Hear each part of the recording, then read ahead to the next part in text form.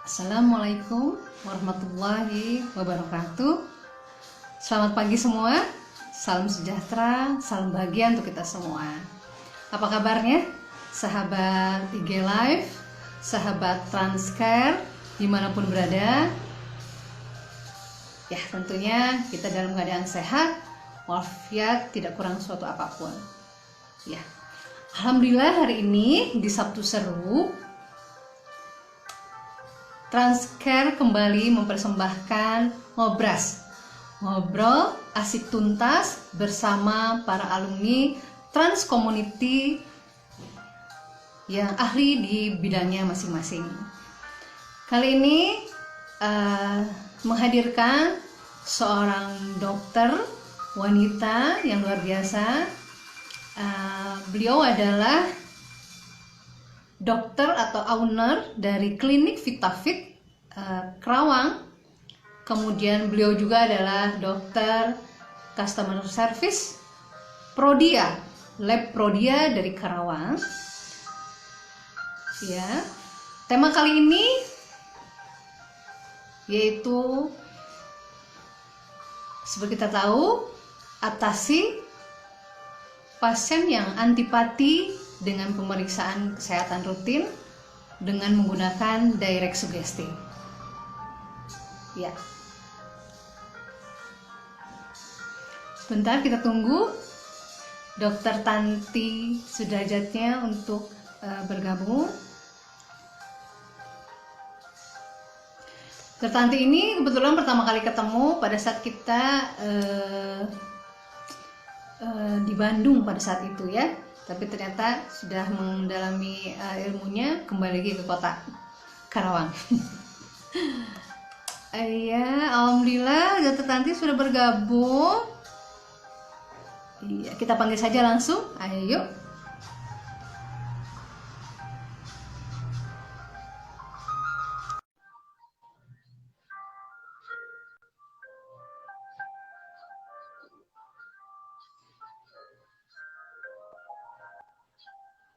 Halo.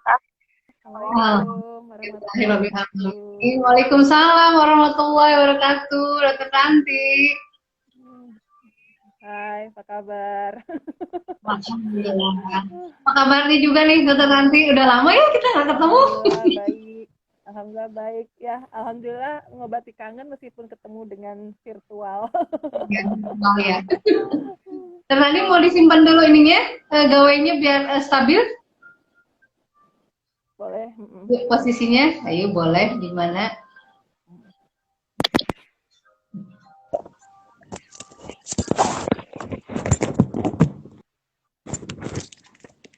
Baik.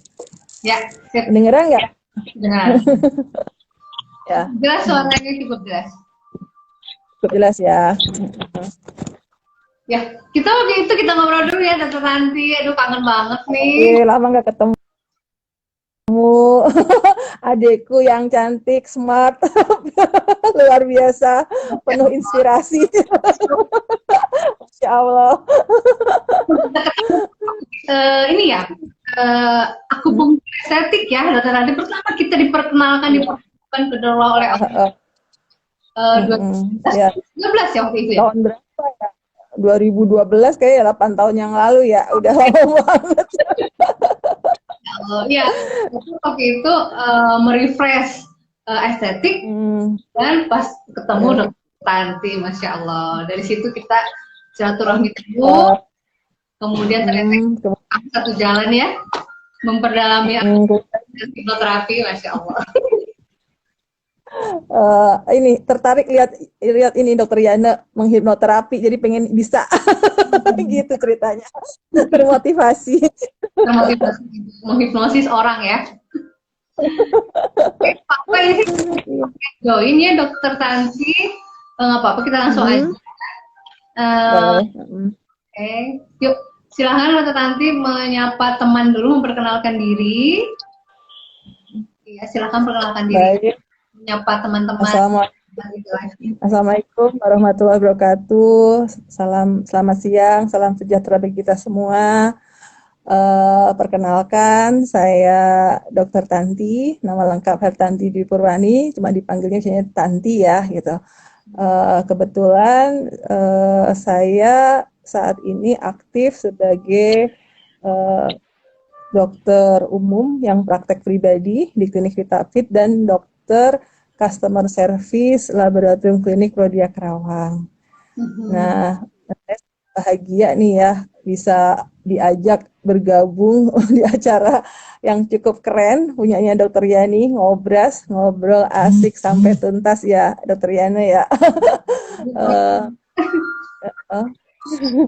eh, jadi saya terima kasih diberi kesempatan untuk bisa bergabung di siang yang cerah ini. Masya Allah, Gitu. Gimana nih, udah berapa lama Dokter Tanti di memanage klinik VitaFitnya sekarang? Dari 2012 sih, waktu itu kan saya 2012 peralihan ya dari saya dokter di rumah sakit di Bekasi, kemudian karena capek mau stay tetap di Kerawang, jadi kita merintis bentuk klinik dan kemudian berjalan, kemudian ada eh, pekerjaan lain sebagai dokter customer service di Prodia Kerawang. Jadi di Prodianya udah berapa lama nih dokter? Berapa ya total mungkin sekitar 5 tahun lebih ya, meskipun pernah off 1 tahun. Masya Kemudian Allah, bergabung kembali. luar biasa sekali. Iya, Dokter Tanti, nih berhubungan mungkin sekarang klinik VitaFitnya masih buka? Untuk saat ini akupunktur selama pandemi saya off dulu ya. Nanti mungkin sambil lihat situasi gitu. Tapi saya lebih banyak sekarang di Prodia sebagai dokter customer service, jadi banyak mengedukasi pasien gitu. Dan ternyata ilmu hipnoterapi yang diberikan sama dokter Yana dulu itu luar biasa sangat bermanfaat buat saya. Mbak Amin, Begitu. sangat bermanfaat ya dokter ya, aduh, ya, Sangat. Allah luar biasa. Terima kasih, ini sudah ada Ibu Komang, ini Ibu Komang dari Oh, Bandung ini. ini teman saya sama Prodia. Selamat siang, Bu Komang. Iya, jadi kita sesuai dengan tema Dokter Tanti bahwa di era pandemi ini, di era new normal ini, jangankan kita atau kita mungkin ya, rasanya enggan memeriksakan diri ke rumah sakit ya. Apalagi, kedengaran suara saya? Kedengaran, jelas. Ya, apalagi sekarang dalam keadaan seperti ini, tadi saya bahas, jangankan ke rumah sakit memeriksakan diri, mungkin untuk periksa darah pun antipati sekali mungkin ya. Buat apa periksa darah sekarang gitu kan, seperti ini. COVID ada di mana-mana nih gitu, udaranya pun kurang sehat nih. Nah, bagaimana pendapat Dokter Tanti tentang orang yang enggan atau antipati untuk diperiksakan lab darahnya di era normal ini? Baik. Sebenarnya benar banget ya itu ya, benar banget dan itu terjadi ya saat ini ya. Ternyata baru kita sadar bahwa pandemi COVID ini tidak hanya berefek pada ekonomi secara global aja gitu, tapi berefek pada banyak hal dan salah satunya adalah penurunan kunjungan masyarakat ke tempat-tempat fasilitas kesehatan. Di sini mungkin tidak hanya laboratorium klinik, mungkin rumah sakit, puskesmas, klinik, mereka takut ya, mungkin lebih baik yang biasanya mereka memerlukan pemeriksaan secara rutin, terutama mereka-mereka yang punya penyakit yang perlu dikontrol seperti diabetes, penyakit jantung, itu mereka lebih baik tidak melakukan pemeriksaan itu gitu, karena rasa takut ketularan penyakit COVID kalau kita datang ke tempat-tempat fasilitas kesehatan, meskipun sebenarnya saat ini pelayanan kesehatan ini sudah berjalan seperti semula ya, tidak waktu seperti PSBB dulu di mana pelayanan kesehatan hanya melayani kasus kegawatan, benar nggak ya? Sekarang kan sudah berjalan seperti normal, tetapi dengan menjalankan protokol kesehatan dengan benar dan dan disiplin. Ya, seharusnya kecemasan itu yang ada dalam masyarakat itu harusnya berkurang. Gitu. Jadi kita tidak di era new normal saat ini gitu ya, kita jangan terkungkung dengan rasa takut akan terkena COVID atau apa, karena rasa takut itu akan sebagai apa ya, negatif positif apa, pemikiran negatif thinking ya, jadi yang akan bisa menurunkan menurunkan imun kita, benar nggak ya? Betul. Ya, ya jadi tapi hal ini memang mendapat perhatian ya, jangan sampai solusinya sebenarnya, dan beberapa pelayanan kesehatan sudah memberikan untuk mengatasi hal ini, memberikan pelayanan pelayanan home care gitu. Jadi mereka yang takut ke pelayanan kesehatan, ke rumah sakit atau ke laborat, bisa telepon sehingga petugas kesehatan yang datang ke rumah untuk melakukan tindakan medis, misalnya ambil darah atau tindakan yang lain, rawat luka, pasang kateter dan lain-lain. Jadi mereka tidak perlu ke rumah sakit. Atau ada drive-thru juga ya, kan banyak ya laporan itu bahwa angka terjadi penurunan cakupan imunisasi ya pada anak pada fase pandemi ini, karena mereka takut kan membawa anaknya ke pelayanan kesehatan. Jadi salah satunya juga melakukan pelayanan drive-thru. Jadi pasien datang ke rumah sakit tapi tidak perlu masuk ke dalam gedung rumah sakit atau fasilitas kesehatan atau laborat yang mungkin ketemu orang banyak gitu ya. Cukup di luar, nanti petugas yang akan menghampiri pasien untuk melakukan tindakan medis. Misalnya ambil darah atau imunisasi dan lain-lain, dan itu sudah banyak sih dilakukan oleh fasilitas-fasilitas kesehatan gitu. Jadi mungkin yang perlu ini adalah edukasi ke pasien untuk jangan terlalu terhubung oleh rasa cemas gitu ya. Jadi kita menjalani kehidupan dengan normal, dengan tetap melakukan protokol kesehatan secara disiplin, secara benar ya, pakai masker, jaga jarak, kemudian cuci tangan gitu. Dan kita juga harus berani memberikan edukasi kepada orang lain, sehingga dengan begitu kita bisa kembali hidup dengan normal, dengan protokol kesehatan, dan bisa memotong insya Allah rantai penularan COVID ya, gitu. Karena kita nggak tahu sampai kapan kondisi seperti ini, benar nggak ya? Gitu. Jadi memang selain home care, ada drive-thru ya, dokter ya? True, ya. Jadi tidak jadi mereka ada makanan cepat saji ya? Iya, nggak mau kalah sama cepat saji. Jadi kita juga drive-thru. Ada pelayanan lab cepat ya, artinya bukan cepat saji ya, cepat ambil darah. Iya, jadi itu bisa dipakai untuk mereka yang masih takut, masih cemas. Sebenarnya itu hal wajar sih, nggak bisa cepat-cepat langsung. Nggak boleh takut, nggak boleh itu. Nggak, tadi kita pelan-pelan memberikan edukasi kepada mereka. Jadi ganti kata nggak boleh takutnya jadi apa dokter kira-kira ya? Biar sugesti.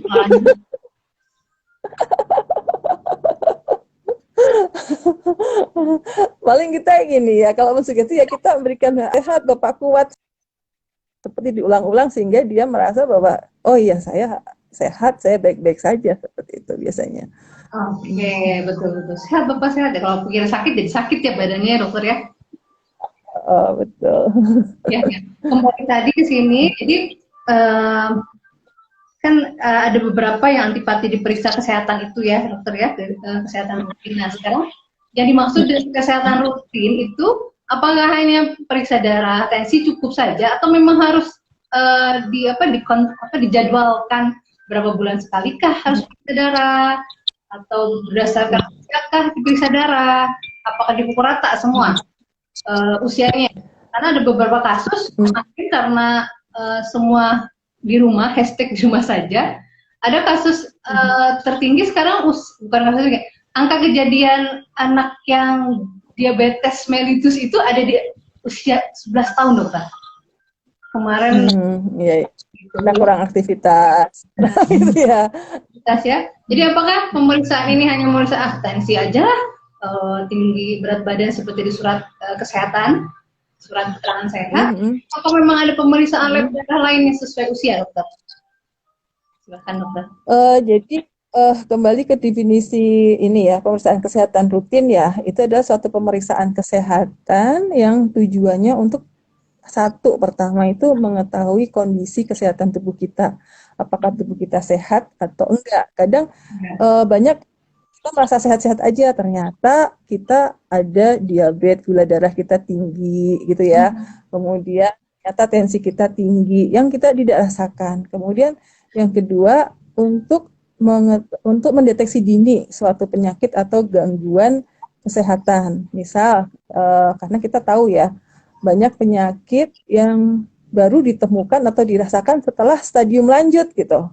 Padahal kalau penyakit itu pada stadium awal, mendapat penanganan yang awal, kemungkinan untuk sembuh lebih besar. Misalnya kanker leher rahim, seperti maka diperlukan misalnya pap smear kayak gitu ya. Nah, kemudian yang ketiga adalah dengan pemeriksaan kesehatan rutin kita bisa menentukan langkah pengobatan selanjutnya bila hasil pemeriksaan kita ternyata ada gangguan tidak normal atau ada gangguan kesehatan gitu. Misal apakah perlu di spesialis untuk mendapatkan penanganan secara tepat dan cepat sehingga kemudian untuk sembuh semakin besar. Jadi menurut saya pemeriksaan kesehatan rutin itu tidak hanya pemeriksaan fisik ya, tapi juga disertai dengan pemeriksaan laborat dan non laborat sesuai dengan kebutuhan. Ya kalau pemeriksaan laborat, pemeriksaan rutin, darah rutin, kemudian urin rutin, feses rutin. Kalau pemeriksaan non laborat bisa disertai dengan ronsen, USG, atau EKG lain. Dan tapi itu sesuai usia sih, sesuai kebutuhan sebenarnya. Ya kalau anak-anak ya mungkin nggak perlu di EKG, hanya pemeriksaan darah aja. Kemudian usia yang tua kita tambahin pemeriksaan yang mengarah ke resiko penyakit jantung kardiovaskuler, misalnya seperti itu.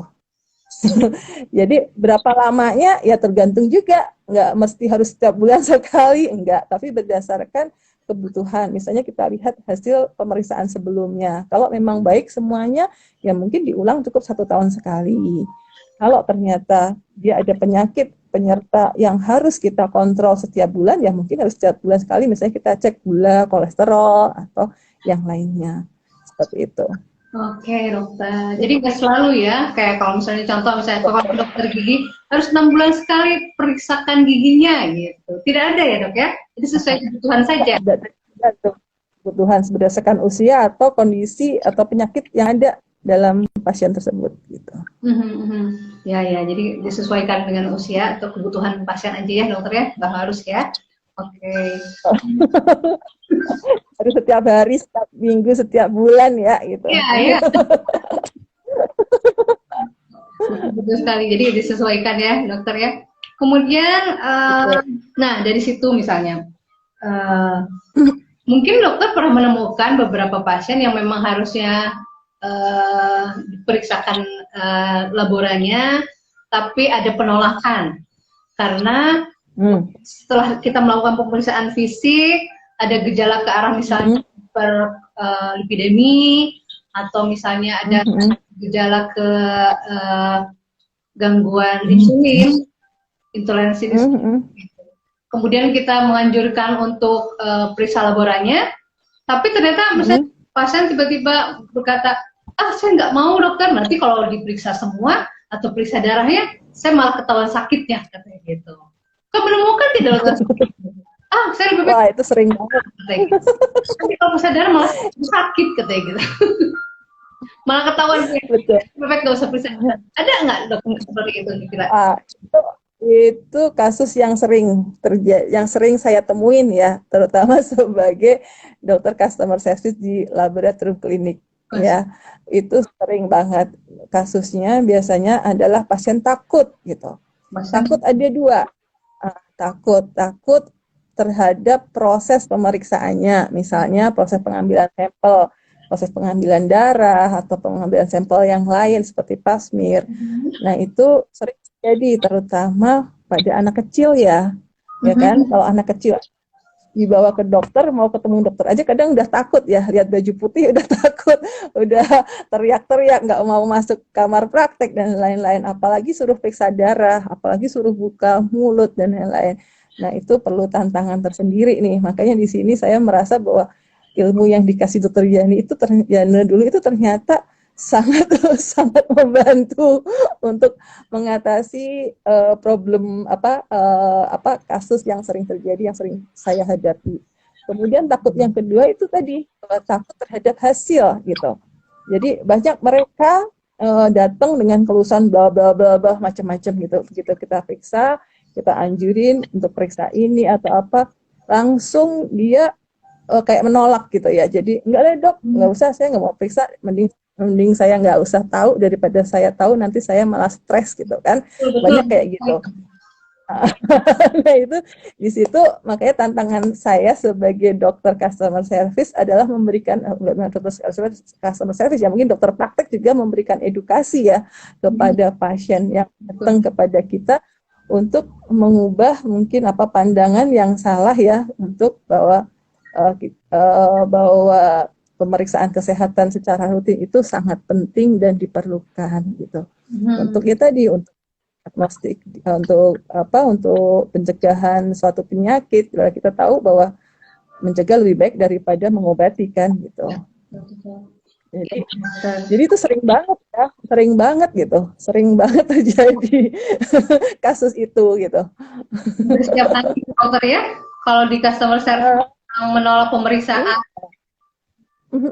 terutama kalau yang ada sih yang open terbuka mau, tapi banyak yang menolak seperti itu. Dan kalau anak-anak hampir pasti ada yang nangis, takut, nggak mau diperiksa dan lain-lain gitu. Iya, besar sekali. Keren. Nah, sekarang seperti kasus yang tadi udah disampaikan Dokter Tanti, yang orang yang menolak, kemudian anak-anak, kira-kira ada nggak caranya atau mudah singkat membuat orang atau customer kita begitu datang nggak pulang lagi dong? Begitu datang sama Dokter Tanti diedukasikan, disugestikan, akhirnya diperiksa darahnya. Ada caranya kira-kira Dokter Tanti untuk anak atau untuk dewasa? Nah itu tadi saya bilang bahwa alhamdulillah saya dipertemukan dengan Dokter Yana ya, jadi saya ikut pelatihan hipnoterapi, sedikit tahu tentang ilmu hipnoterapi. Jadi meskipun saya tidak praktek hipnoterapi secara khusus ya, tapi ilmu-ilmu itu saya terapkan pada kasus-kasus seperti ini. Bagaimana kita menghilangkan ketakutan kepada pasien. Nah, kalau karena kita biasanya saya coba untuk memberikan sugesti, Dokter Yana, ya, berikan sugesti yang dengan kalimat secara langsung, dengan sugesti secara langsung, eksplisit, dengan jelas apa adanya, dan kita sampaikan juga efek dari apa yang akan terjadi atau yang kita harapkan terjadi. Nah, karena keterbatasan waktu ya mungkin dan tempat, tanpa melakukan relaksasi gitu. Tapi alhamdulillah cukup berhasil ya gitu, maksudnya cukup hasilnya baik, jadi mereka tidak pulang terus tidak jadi periksa sih, biasanya sih mereka bisa menerima gitu sugesti apa yang kita berikan meskipun tanpa diberikan relaksasi begitu. Pengalaman saya sih seperti itu. Jadi Dokter Tanti melakukan sugesti yang direct sugesti ya Dokter Tanti ya? Ya, betul. Jadi tanpa relaksasi kita cukup memasukkan ide-ide positifnya sugesti secara langsung nurut dan langsung dipilih. Iya.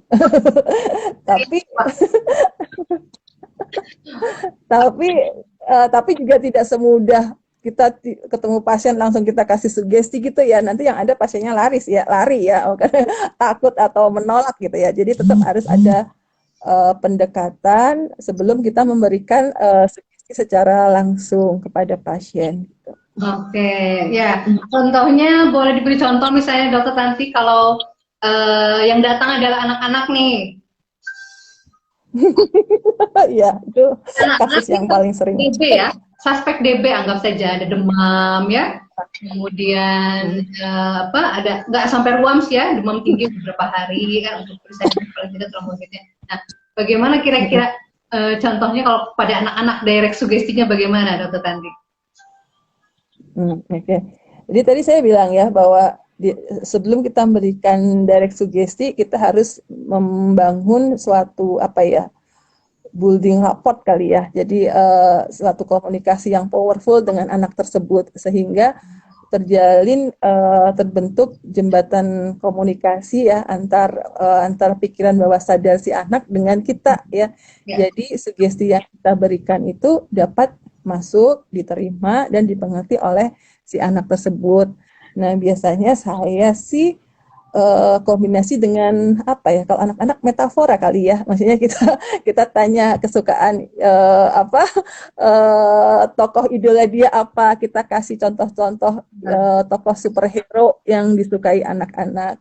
Nah, biasanya kan anak-anak datang tidak sendiri ya, jadi diantar sama orang tuanya kan, biasanya dengan rasa takut. Nah, kita coba membangun building rapport itu dengan memperhatikan verbal, kemudian intonasi ya, tonality ya, intonasi, kemudian jeda cara kita bicara, dan yang penting adalah ternyata gestur ya, gestur atau fisiologi atau bahasa tubuh kita ya, kita harus ada kontak mata dengan si anak, kemudian mungkin ada kontak fisik dengan sentuhan atau tepukan, rasa sayang seperti itu ya. Jadi anak itu rasa nyaman gitu. Biasanya saya gini, misalnya ada panas kan kita larinya pemeriksaan darah ya, harus pemeriksaan darah. Kita curiga ke demam berdarah, mau nggak mau anak harus diperiksa trombositnya kan gitu. Jadi jangan sampai anak gagal nggak diperiksa, karena itu kan kita sebagai diagnostik. Jadi biasanya saya kasih untuk mengenal, untuk klik dengan si anak itu, saya biasanya langsung sapa dia, oi jagoan mama papa gitu, yang pinter, yang kuat, yang berani gitu ya. Kayak siapa ya gitu kan, gitu. Biasanya kita idolanya siapa dek gitu, biasanya gitu ya. Nanti sampai dia nyebutin gitu, kalau nggak nyebutin kita pancing lagi, Superman apa Iron Man nih gitu kan. Nah kalau dia sudah ngangguk, baru kita samakan idola kita dengan si anak tersebut. Oh sama dong, tante juga Superman. Nah, kalau Superman pasti berani ya kalau diambil darahnya. Yuk kita ambil darah yuk gitu. Nah itu tetap ditemenin sama mama, sama papa misalnya seperti itu. Nah dalam proses pengambilan darah pun tetap bukan kita lepas ya, tetap kita kasih sugesti yang positif gitu, yang membuat anak tidak takut gitu ya. Jadi, oh mana tangan Superman-nya mana? Ayo dipegang ya, ambil nafas panjang, wah hebat, kayak gitu-gitulah kita sanjung, kita puji. Alhamdulillah, akhirnya kadang anak tiba-tiba ya udah nurut aja gitu ya.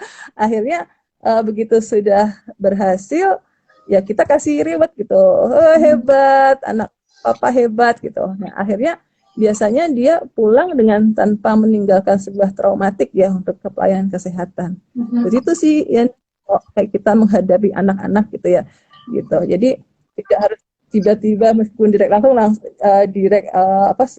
direct sugesti kita langsung ayo periksa darah, ada pasti anak nggak akan mau. Jadi kita harus menjalin komunikasi yang powerful dulu dengan si anak tersebut sehingga terjalin kepercayaan, rasa nyaman, baru sugesti itu akan masuk. Begitu sih. Gitu. Oke, keren. Pengalaman saya. Jadi memang betul kalau anak itu tekniknya adalah hipnosis tanpa trans. Jadi hipnosis tanpa trans atau disebut direct sugesti dengan metafor tadi. Jadi memang hipnosis tanpa trans, tanpa relax itu dengan salah satu metafor. Dan metafor itu lambang atau cerita di apapun, siapapun, dimanapun pasti paling suka sebuah cerita atau sebuah lagu. Nah, anak-anak tuh pasti langsung klop ya, Superman, gitu. Superman. Kayaknya sekarang mah zamannya Iron Man.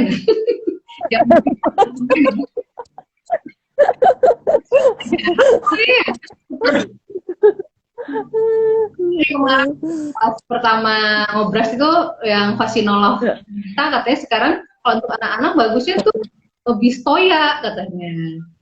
Oh gitu. Trennya tuh Bistoya, jadi dia itu tokoh di bis tapi dia powerful sekali gitu, kuat bisa melakukan apapun gitu.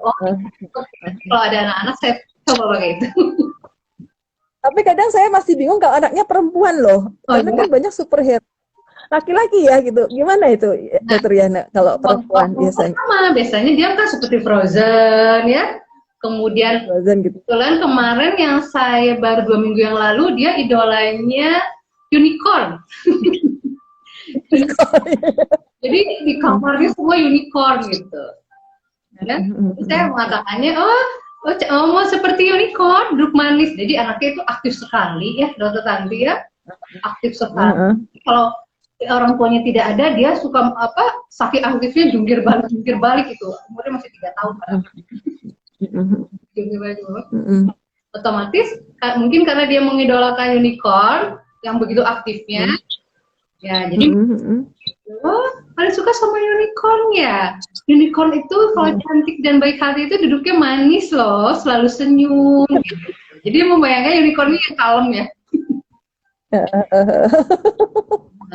Sebaliknya kalau yang misalnya Frozen kan, kayak ya gitu.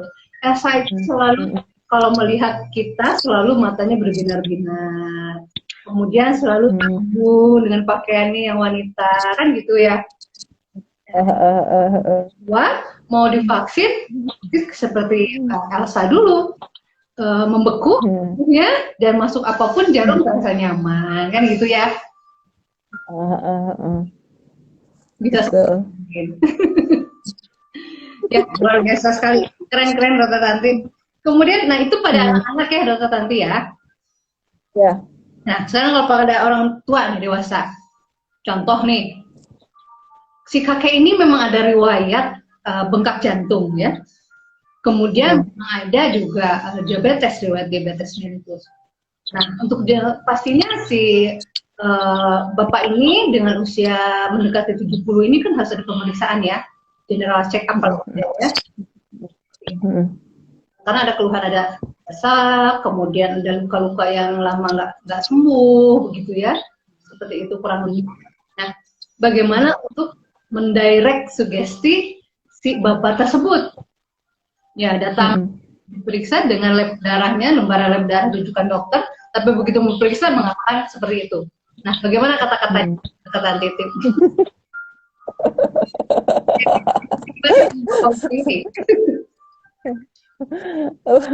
Iya, biasanya kalau sama orang dewasa, sama orang atau ibu-ibu, bapak-bapak gitu ya, biasanya saya memang menjalin tadi body ngapot dulu ya, dengan saya masuk ke dalam apa ya, dunia mereka gitu. Biasanya kita buka dengan memuji pasien tersebut. Misalnya si bapak kan tadi umurnya 78 ya. Oh, Bapak 78 tahun ya usianya ya. Saya nggak nyangka loh, Bapak masih kelihatan muda, segar, bugar, gitu, sehat seperti itu. Jadi kita ini ya, kita puji, akhirnya mereka tuh kadang kelihatan langsung responnya, dan yang sebelumnya kadang antipati dengan kita, itu nanti bisa jadi klik gitu. Nanti kita tambahin mungkin cerita-cerita yang kita cari kesamaan, kesamaan misalnya kesukaan atau situasi kondisi, atau ini ya yang bisa menjadi topik untuk kita terjalin kepercayaan ya, atau jembatan untuk kita bisa memasukkan sugesti kepada si bapak tersebut. Nah begitu kalau sudah bisa terbentuk itu, kita klik lah gitu ya. Kalau udah bilang klik ya, terasa lah kalau sudah tidak ada penolakan. Kita kasihlah, kita jelaskan, Bapak banyak kondisi-kondisi yang penyakit-penyakit harus dikontrol. Kalau nggak dikontrol, nanti resikonya, komplikasinya akan semakin bertambah gitu. Jadi mau nggak mau Bapak harus melakukan pemeriksaan kesehatan. Bapak harus yakin bahwa Bapak itu sehat, Bapak bugar gitu ya. Meskipun Bapak punya penyakit diabetes, tapi Bapak dengan penyakit diabetes yang dengan kondisi yang yang masih baik, tidak masih dapat beraktivitas dengan seperti biasa, dengan sehat seperti itu. Terus biasanya berisi akhirnya sih mereka, oh iya dok, gitu. Akhirnya dia akan bilang, oh iya dok, saya masih kuat gini-gini cerita ya gitu. Nah akhirnya masuk, akhirnya bisa gitu. Akhirnya dia berhasil mau mengikuti saran kita. Seperti itu sih dokter Yani gitu. Ya, Masya Dokter Allah. Yani lah, jadi solusi ya tadi. Apalagi dipujinya sama dokter Randi nih, aduh, yang kelihatan muda selalu loh, aduh, Masya Allah. Langsung pikiran bawah sadarnya nembus ke dalam begitu dipuji ya. Langsung. Tapi emang gitu ya, sering ya kita ketemu pasien kan yang kadang kita merasa oh kita belum menembus nih, kita belum masuk ke, ke kita belum punya hubungan yang ini dengan, makanya kita berusaha cari kesamaan, misalnya cari alamat rumah ternyata sama, atau kegemaran atau apa, untuk kita bisa ada trust, bisa dia juga relax, baru kita langsung kasih masuk sugesti-sugesti positif ya, untuk seperti yang kita harapkan. Itu dokter, pengalaman saya ya. Mungkin kalau ada salah minta dikoreksi. Enggak dikoreksi, betul sekali dokter Tanti, Masya Allah, Alhamdulillah, betul, jadi betul-betul building rapport itu betul-betul luar biasa, jadi membentuk hubungan yang kuat antara kita sebagai dokter atau sebagai edukasi dengan klien, dengan pasien, dengan klien itu betul-betul harus trust. Bagaimana trust? Salah satunya tadi betul, saya setuju sekali dokter Tanti dengan ujinya. Karena tidak bisa dipungkiri, jangankan mereka, kita pun manusia biasa yang pada dipuji pasti kita senang pada saat diangkat kepercayaan kita, maka semakin trust kita kepada orang itu. Dia otomatis kritikal areanya, batas antara pikiran sadar dan pikiran bawah sadar itu terbuka pelan-pelan. Saya setuju dokter tadi, keren. Banyak nih dokter Yeni, alumni Trans Community juga bergabung, terima kasih. Selamat siang Yeni, salam kenal. Di sini di grup kita tidak say hi. Luar biasa sekali, keren nanti. Nah sekarang kira-kira untuk tadi udah anak-anak, dewasa muda, yang manula juga sudah ya penyampaiannya seperti itu. Jadi memang gestur itu mempengaruhi ya, yang saya tangkap tadi ya, baik mau anak-anak maupun dewasa maupun orang tua ya, seperti itu gestur atau body language itu menentukan sekali. Dan itu saya setuju. Beberapa literatur dan textbook pun mengatakan pada clinical hypnotherapist bahwa 55% orang akan mulai adalah gesturnya, body language-nya. Ya. Jadi pada saat verbal ya, kalau malah kecil ya, kalau verbal malah ininya nggak terlalu besar ya, pengaruhnya ya. Betul. Ya. Kalau verbal kurang lebih berapa ya? Saya sampai ini 15 kalau nggak salah ya. Berapa dokter Tanti? Udah lama nggak ngajar nih. Di bawah 10 kayaknya 10-an. Ya. Jadi otomatis gestur atau body language itu menentukan sekali ya. Jadi dengan body language kemudian kita menyamakan irama tubuhnya, posisi tubuhnya dengan klien kita berhadapan langsung ataupun berdampingan langsung itu sangat mempengaruhi sekali ya, karena akan mengunci sadari kepada kita. Oke. Ya. Nanti kemudian seru ya ternyata ya. Saya terasa hampir 1 jam ya. Ya sekarang udah berapa menit? Nah sekarang ada tidak anjuran atau tips-tips untuk keluarga nih dokter Tanti ya, agar mereka mau diperiksakan kesehatannya secara rutin walaupun di masa new normal ini, karena ya seperti kita tahu orang segala sesuatu bekerja dari rumah, belajar dari rumah, kemudian bahkan bekerja dari rumah dan lain-lain, membuat dia berada dalam zona nyaman. Bahkan untuk olahraga atau olah tubuh keluar pun tidak melakukan. Ya, akhirnya ada beberapa kasus yang tiba-tiba tinggi angka kejadian diabetes di usia muda. Kemudian ada juga tinggi angka kejadian hiperlipid di usia muda, yang harus itu nggak perlu. Nah, bagaimana anjuran atau tips dokter Tanti sebagai dokter customer service dan sebagai dokter mengedukasi kepada keluarganya, kepada pasiennya, apa kira-kira anjurannya, dokter? Silakan.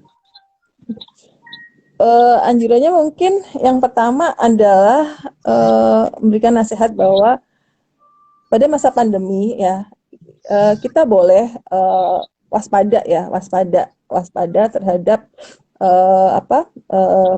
penyakit COVID ya.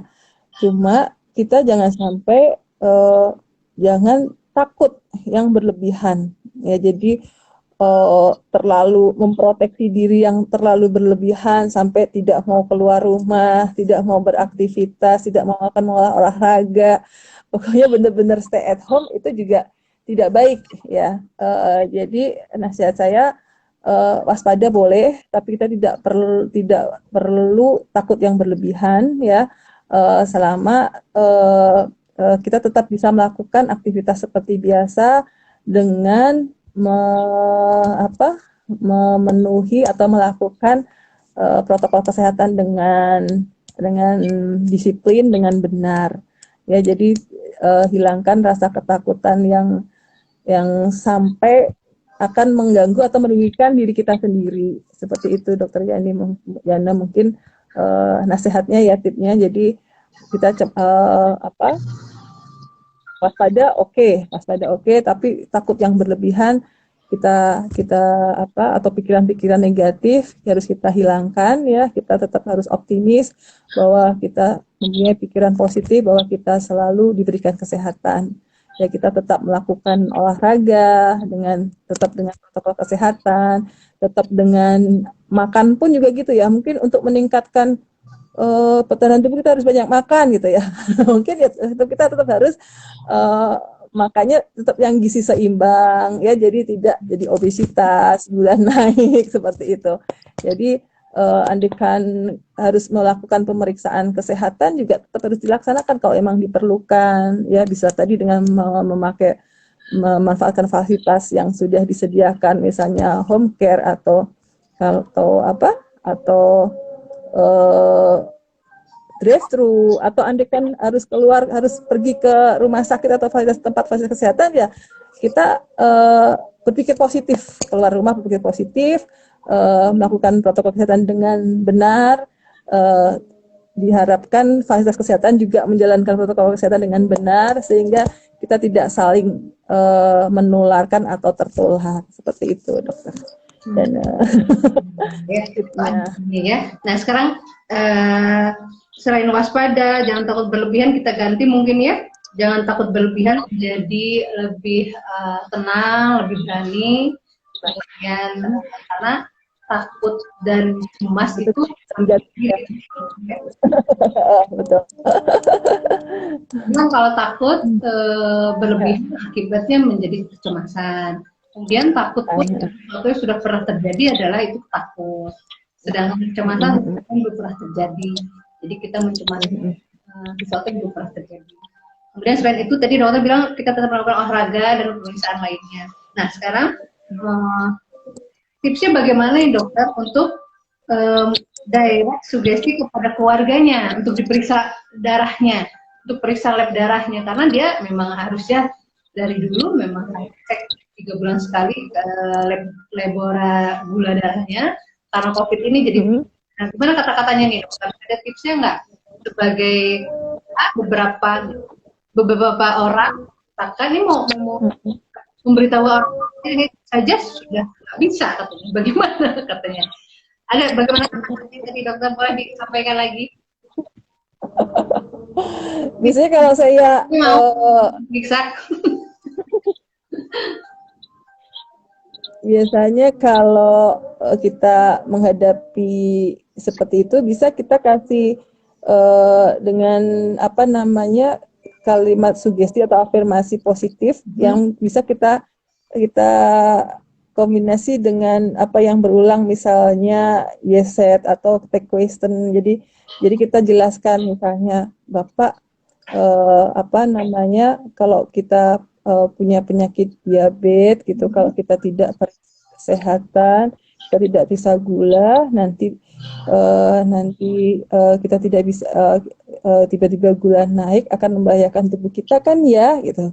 Berarti kan kita ada betul atau iya atau gitu ya. Nah, nanti sampai pada fase akhirnya memberikan kesimpulan bahwa kita masukkan sugesti bahwa uh, bagi si pasien itu pemeriksaan kesehatan itu wajib gitu. Gitu. Seperti itu sih biasanya. Jadi memang harus di ini dulu ya dokter, di apa ya? Ke orang tua. Dikasih penjelasan. Gimana? Kasih penjelasan ya. Mungkin dikasihkan penjelasan tetapi dengan kalimat yang dia akan mengiyakan gitu loh, apa yang kita sampaikan gitu. Dengan beberapa kali, misalnya kata biasanya kalau kita ulang-ulang, akhirnya dia akan apa tersugesti ya, gitu, misalnya gitu. Sugesti. Ya dengan begitu. Ya, kemudian tetap mungkin seperti tadi dokter sebelumnya sampaikan, jadi mau kepada siapapun, anak-anak atau dewasa, tetap kita harus ada building rapportnya dengan cara membuat. Mungkin salah satunya ke orang tua kita, oh mama papa, kita tuh sayang sekali. Saat mencintai mama dan papa, saking sayang dan mencintainya, yuk periksa darah yuk, gitu kali ya. Saya betul itu. Nah gitu, oh nggak mau, nanti ketahuan penyakitnya. Nah kalau kayak gitu jawabannya lagi, otomatis tetap ada gestur ya dokter ya, peluk ya, disapa, disentuh orang tua kita ya, seperti itu mungkin ya. Betul. Ya, oke. Jadi tetap waspada kata dokter tadi, kemudian jangan takut berlebihan, diganti menjadi berani dan buang segala kecemasannya menjadi lebih waspada lagi. Kemudian melakukan protokol kesehatan, melakukan olahraga dan pemeriksaan tetap dilakukan. Untuk orang tua, kita membuka pikiran bawah sadarnya, mensugesti pikiran bawah sadarnya dengan tadi pujian ya pada orang tua, kemudian sentuhan, kemudian gestur kita juga sebagai anaknya, jangan hanya periksa tapi kitanya kemana tidak begitu ya.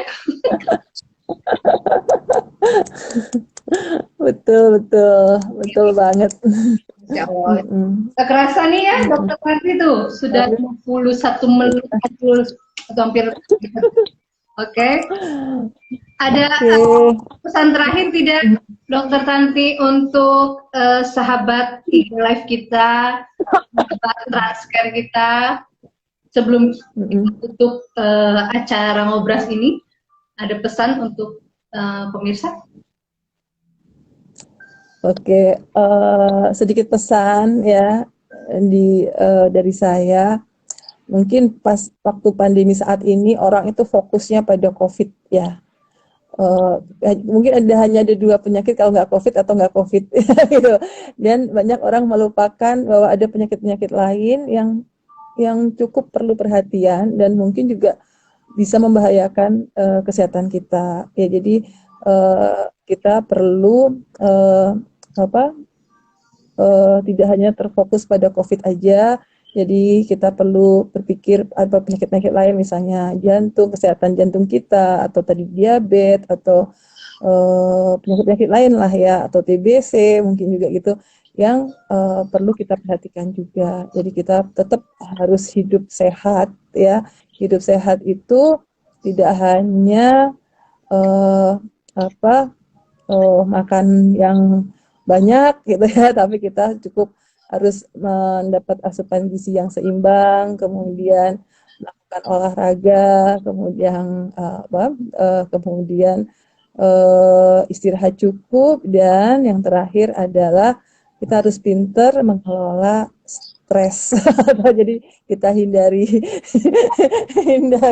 stres ya, sehingga tubuh kita tetap kuat, imun kita bagus di masa pandemi saat ini. Itu mungkin sedikit pesan dari saya.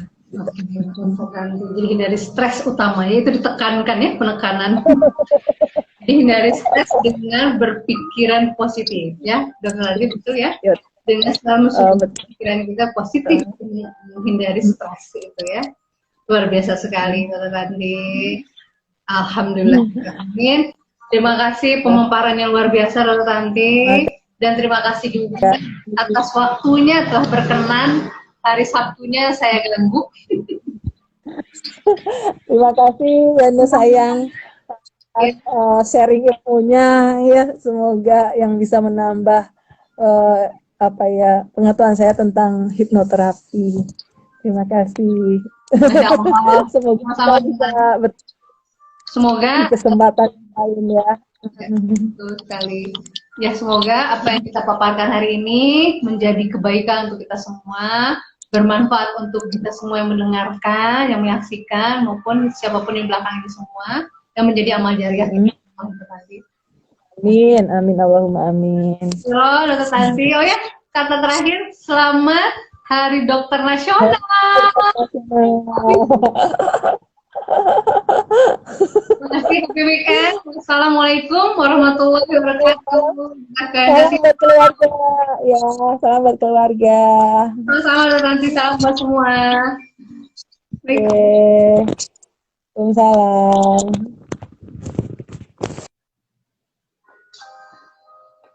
Alhamdulillah, ala kulli hal, hari ini kita telah menuntaskan obrol asik tuntas bersama Dr. Tanti Hartanti Dwi Purwani Sudrajat. Ya, beliau adalah dokter customer service Prodia Karawang. Terima kasih dari Prodia, Ibu Komang dan yang lainnya yang sudah menyempatkan bergabung dengan live IG kami. Tutup kata dari saya untuk mereka, para dokter di garda utama, garda depan, saya ucapkan selamat Hari Dokter Nasional Indonesia yang ke-70. Stay strong, keep safe, keep positive, and always feel good. Kita yakin kita bisa, kita memudahkan semuanya. Saya tutup Sabtu ini, kita ketemu di Sabtu berikutnya, Sabtu seru berikutnya di minggu depan dengan tema yang luar biasa lainnya. Dan saya ucapkan terima kasih. Wassalamualaikum warahmatullahi wabarakatuh. Saya pamit.